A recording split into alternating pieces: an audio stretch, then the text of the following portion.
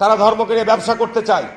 জনাব হারুনুর রশিদ তিনি জামায়াত ইসলামের ব্যাপারে কয়েকটা আপত্তি করেছেন, যেগুলো শুধুমাত্র জামায়াত ইসলামী নয়, বরং বাংলাদেশের যতগুলো ইসলামী দল আছে, সেটা হতে পারে হেফাজতে ইসলাম, ইসলামী আন্দোলন, খেলাফত মজলিস, এই যে ইসলামী দলগুলো আছে এদের উপরও সেই একই অভিযোগ করা হয়। আমরা তার অভিযোগগুলো শুনবো এবং সেটির উত্তর দেওয়ার চেষ্টা করব। তার প্রথম অভিযোগটি শুনে। তারা ধর্মকে নিয়ে ব্যবসা করতে চায়। আর পরিষ্কার কথা, পরিষ্কার স্পষ্ট কথা আমি কয়েকদিন আগে বলেছিলাম যে যারা এই ধর্ম ব্যবসায়ী তারা ধার্মিক নয়। আর ধার্মিক তারাই যারা ধর্মভীরু এবং যারা আল্লাহকে ভয় করে। এখানে ইনি বলেছেন যে এরা হচ্ছে ধর্ম ব্যবসায়ী, ধর্মকে নিয়ে এরা ব্যবসা করে। এখন আমরা যদি চিন্তা করি যে আসলে কারা ধর্ম ব্যবসা করে, তাহলে আপনাদের কাছে বিষয়টা ক্লিয়ার হয়ে যাবে। যে সমস্ত ইসলামিক দল যারা সারা বছর ইসলামের কথা বলে, ইসলামের রুলস অফ রেগুলেশন সেগুলোকে প্র্যাকটিস করে, তারা যখন নির্বাচন আসে তখনও তারা ইসলামের কথা বলে। আরেকটা দল আছে যারা সারা বছর তাদের কোনো বক্তব্য নেই, শুধুমাত্র যখন ভোট আসে বা ভোটের সময় হয় তখন ইসলামের কথা বলে। তাহলে এক্ষেত্রে বোঝা গেল যে কারা অ্যাকচুয়ালি এখানে ধর্ম ব্যবসাটা করছে। তার দ্বিতীয় যে অভিযোগ সেটি শুনি। শেখ মুজিব সাধারণ ক্ষমা ঘোষণা করেছিলেন, শেখ হাসিনা এসে বিচার শুরু করেছিলেন। আজকে তারা যেভাবে আস্ফলন করে বেড়াচ্ছে, আমি মনে করি যে যুদ্ধ অপরাধীদের বিচার কন্টিনিউ করা দরকার রয়েছে। এখানে উনি বলেছেন যে যুদ্ধাপরাধীদের যে বিচারের বিষয়টা শেখ হাসিনা শুরু করেছে, সেটা অ্যাকচুয়ালি বিএনপি যারা আছে তারাও গিয়ে যেন শুরু করে এই বিচারটা। এখানে আপনাকে বলে নেওয়া প্রয়োজন যে জামায়াত ইসলামের ব্যাপারে যতগুলো লোক ছিল যাদের ব্যাপারে বলা হয়েছে যে এরা যুদ্ধাপরাধী, তাদের প্রত্যেকের হয়তো মৃত্যু হয়েছে, নয়তো ফাঁসি হয়েছে। সো এখন বর্তমানে যারা আছে তাদের কেউই কিন্তু জামায়াত ইসলামের সাথে জড়িত এবং যুদ্ধাপরাধী নয়, সেটা বুঝতে হবে। সো কাদের ব্যাপারে এরকম ইঙ্গিত দেওয়া হচ্ছে যে এখনও যুদ্ধাপরাধীদের বিচার শুরু করতে হবে।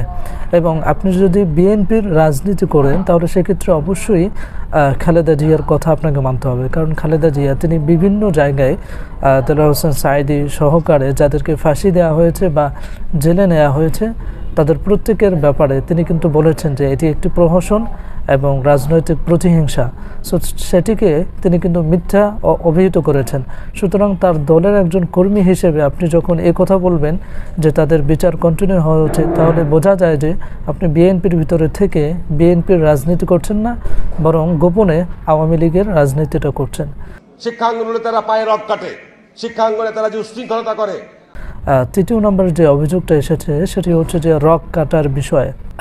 আমরা একটা মাজলুম দল হিসেবে আমরা তাদেরকে কথা বলবো, তাদের সাথে যুক্ত বা তাদের রাজনীতি করি এজন্য নয়, বরং আমরা যদি খেয়াল করি যে তাদের যে সময়টা ছিল, অর্থাৎ খালেদা জিয়া যখন ক্ষমতায় ছিল, সেই ক্ষমতা থেকে যাওয়ার পরেও আপনারা দেখেছেন যে শেখ হাসিনা যাওয়ার পরে একজন সাংবাদিককে হত্যা, এরপরে কয়েকটা দলের নেতাকর্মীদেরকে কিন্তু নির্মমভাবে নির্বিচারে কিন্তু হত্যা করেছে বিএনপি, সেটা কিন্তু জনগণের সামনে স্পষ্ট।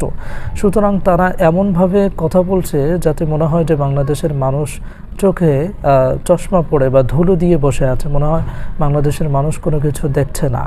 কিন্তু এটা তাদের ভুল ভাবনা। বাংলাদেশের মানুষ এটা প্রত্যক্ষ করছে যে আসলে ক্ষমতায় যাওয়ার আগে কারা দুর্নীতি শুরু করে দিয়েছে, এবং আমরা ভবিষ্যতের বিষয়টা ইঙ্গিত পাচ্ছি যে যদি এই দলটা ক্ষমতায় যায় তাহলে স্বজনপ্রীতি এবং এই যে নিজেদের দলের কেউ যদি 10 খুন করে তাহলে সেটা যে মাফ করে দেওয়ার মতো বিষয়টা যেটা আওয়ামী লীগের ছিল, সেটাও তারা প্র্যাকটিস করবে, এটা আমরা মনে করি।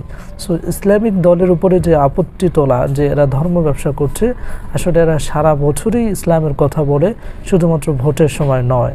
সুতরাং এই জায়গা থেকেই বাংলাদেশের মানুষ তারা বুঝে নেয় যে কারা আসলে প্রকৃত ধর্ম ব্যবসায়ী। সুতরাং আপনি ইনিয়ে বিনিয়ে কথা বলে বাংলাদেশের মানুষের যে দৃষ্টিভঙ্গি সেটাকে ঘোরাতে পারবেন না আশা করি। Okay, that's it. Thanks for watching this video and see you in the next video. Allah Hafiz.